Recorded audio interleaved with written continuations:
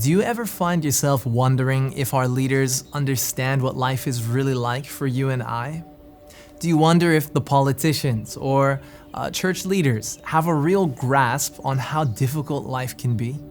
When Paul was explaining to his Hebrew friends the incredible role that Jesus has in heaven, he had to spend quite some time explaining just how human Jesus became when he gave up aspects of his divinity to walk amongst us.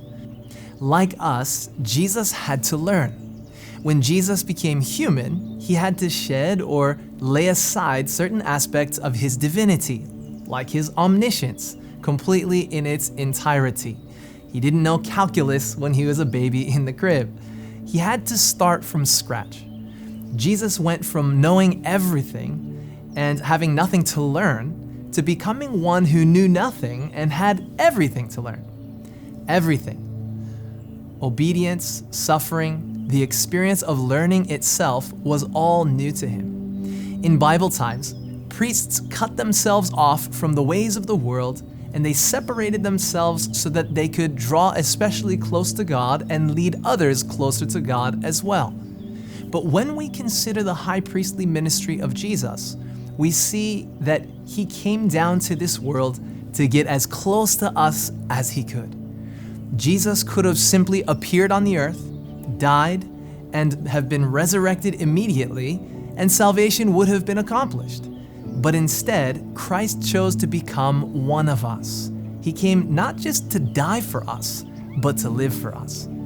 The Holy One became brother to the sinner. And this means that when Jesus stands in the temple in heaven as our heavenly high priest, offering his own blood on behalf of each of us, that Jesus knows what he is asking because he knows fully who he is representing. Jesus understands how weak pain can make us because he suffered the indignity himself and the scourging of the cross and was crucified. He understands the subtle but powerful attacks of the devil because he was tempted after his 40-day sojourn in the wilderness when he was at his very weakest. But even more than that, he experienced a temptation beyond anything we could ever imagine. What do I mean? Imagine how Jesus must have had to hold back when he was on the cross, and as he was there on the cross, knew full well that he had the power and ability to destroy everyone with a single thought, and go back to heaven if he so wanted, and would have been right in doing so. He could have said, "Let man die in his own sins." But Jesus held back for you and I. But even on the cross, Jesus prayed, "Father, forgive them, for they know not what they do."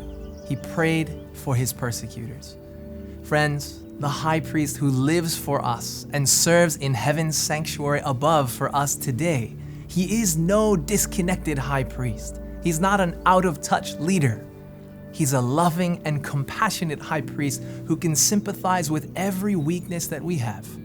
He was truly tempted in all points like we are.